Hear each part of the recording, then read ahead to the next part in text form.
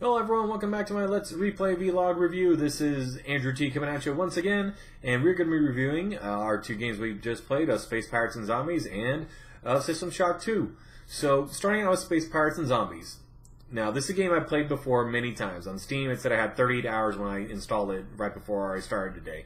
So, I'd say overall it's a fairly good game. You know, especially if you can pick it up for about $10 or less. It's definitely worth the money for that.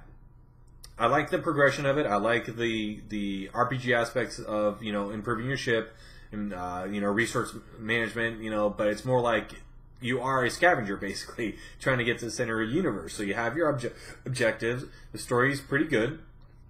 The voice acting in Total Biscuit is still good. Even if it's one of his first forays into voice acting, still do a good job. The dialogue is good for crew members when you go on the main storyline. And once you get past the tutorial system, it lets you just do whatever you want.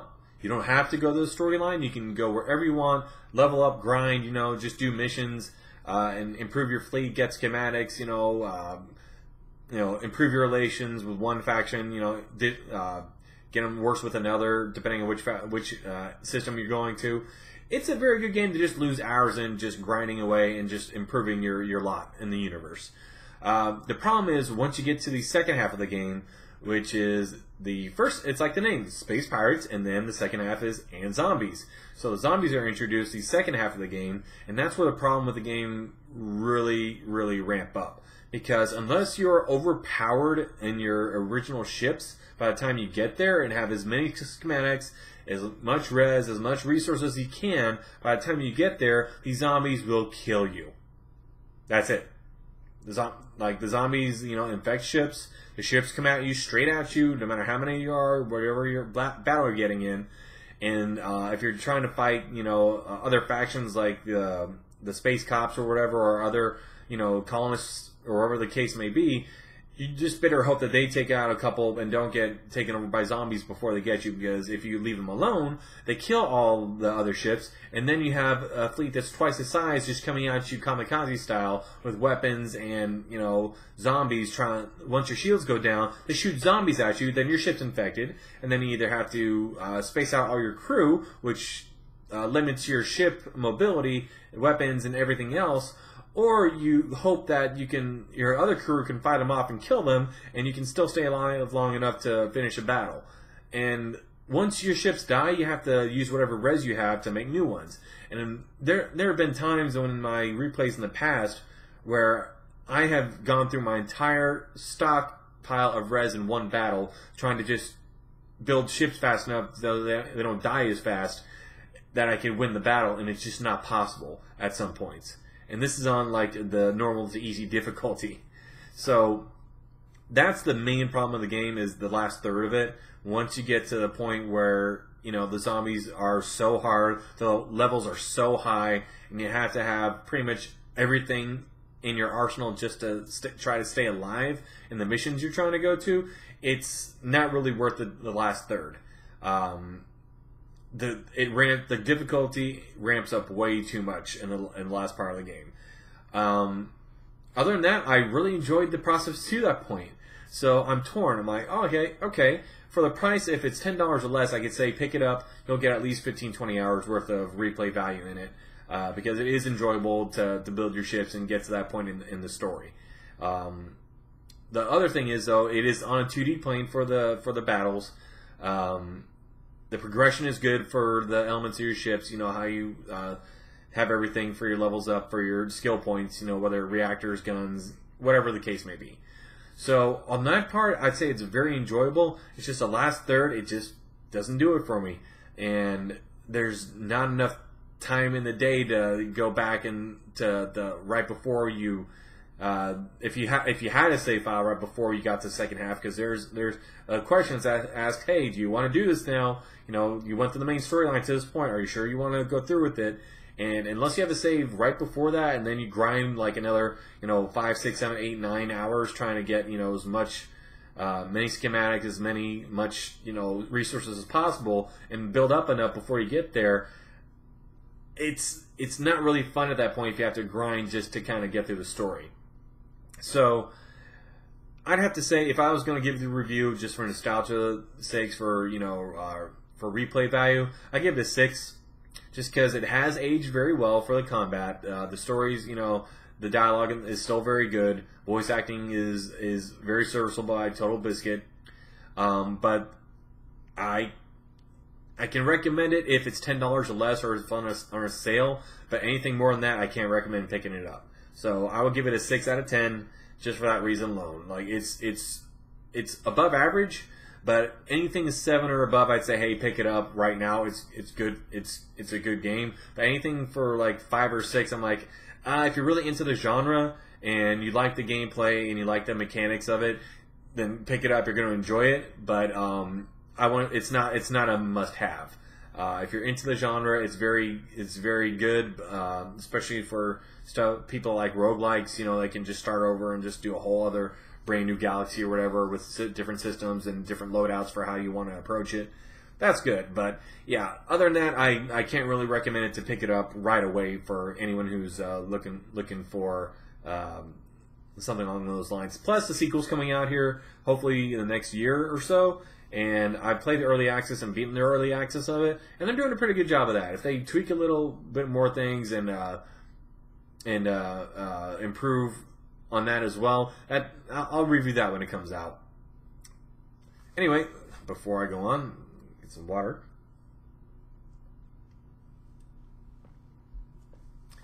All right, let's move on to System Shock 2. Now, full disclosure, did not play the first System Shock, because that is way too nostalgic even for me. That's on the original Doom levels when it came to graphic quality and the first-person shooter schematics there. So I didn't play the first one. I heard it was good, but the second one is classic. This is the forerunner to all the first-person survival horror shooter games of this to this day. Like, if you didn't have this one, you wouldn't have BioShock. You wouldn't have Fear. You wouldn't have Prey, the new Prey, not the original one. Even the original one was still good as well. You wouldn't have all these atmospheric, survival horror, first-person shooter, RPG element games out there, because this one did it right. And they did it so well that everyone was trying to catch up to them for years afterward. Deus Ex was the closest thing, but Deus Ex was a sci-fi more than a horror genre. So this one, the intensity and the stress of going through the ship and not knowing what's around every corner, or what you may be coming back to, or what may come out of a locked room, is up there. And plus the atmosphere, the dark corridors.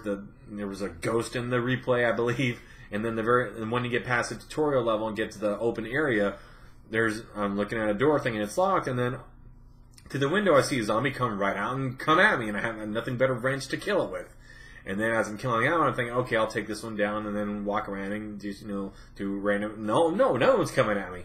So I'm looking around freaked out going, is another one coming? Is there another thing I'm not sure about? Is there, a robot or a turret around a corner that's going to just kill me?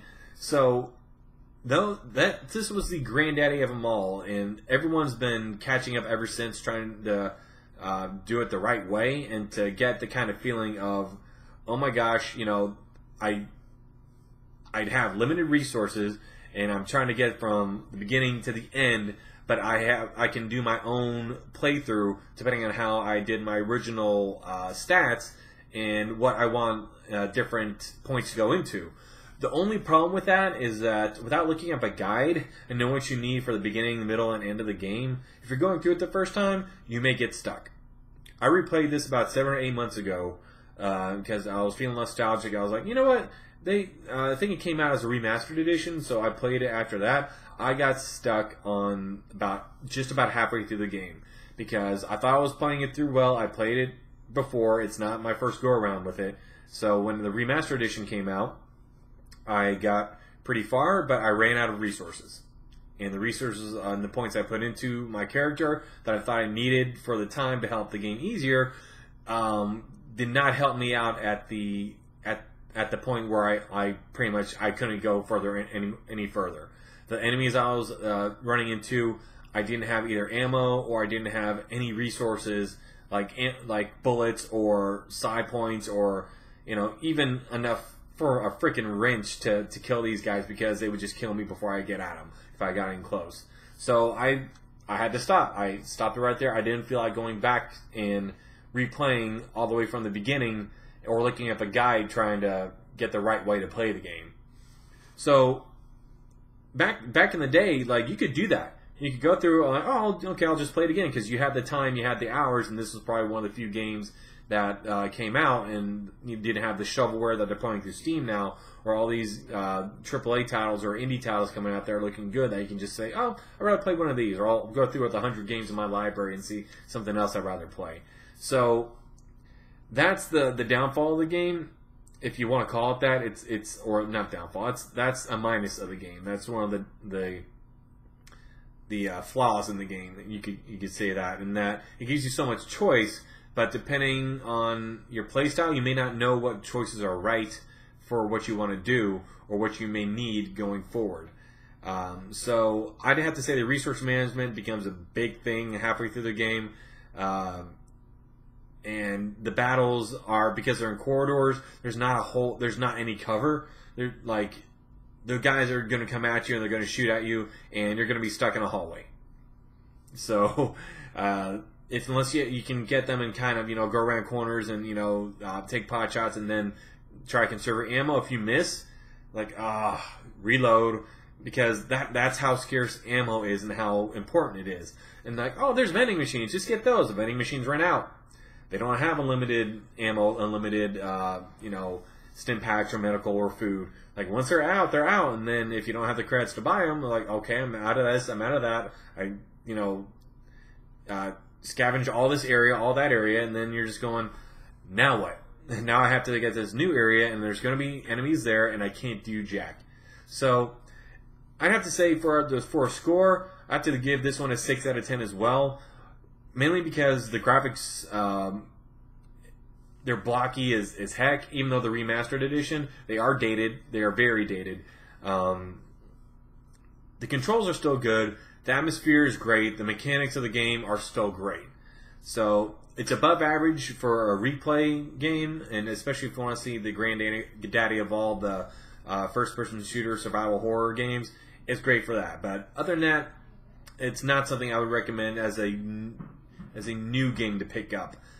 So if it's on sale for, like, I'd say around $10 or less, then go ahead and pick it up if you want to see the original, the granddaddy of them all. But other than that, you may want to skip over it if you're looking for the newer best thing like Prey. Prey's a good one. Anyway, that's all I have to say about it. These reviews I gave, and along with my Let's Replays, are all unedited. As I'm sure you can tell, I don't believe in over-editing things. If I think that one of these videos are really bad, or I may miss something, or maybe sound wasn't done on a couple of them, which did happen, I'll leave it in. Because these are my impressions, these are my first impressions. I don't have a script, I just go all off the cuff, off the top of my head. So if I stumble over a word, or have to say every once in a while, that's just me. Next week, I will not have any Let's Replays coming out. No games, no reviews, because I'll be in a hockey tournament in Wichita for 4 days, starting Thursday. So I won't be back till Sunday night, hopefully, if we get to win the championship. But other than that, yeah, I'll be taking a week off. And I don't know what I'm going to play until I see what's in my library anyway, either GOG.com library or Steam. But the only other way I'll do that is if something came out that was really good and fairly affordable, I would play that as well. So the replay channel is for review and replay.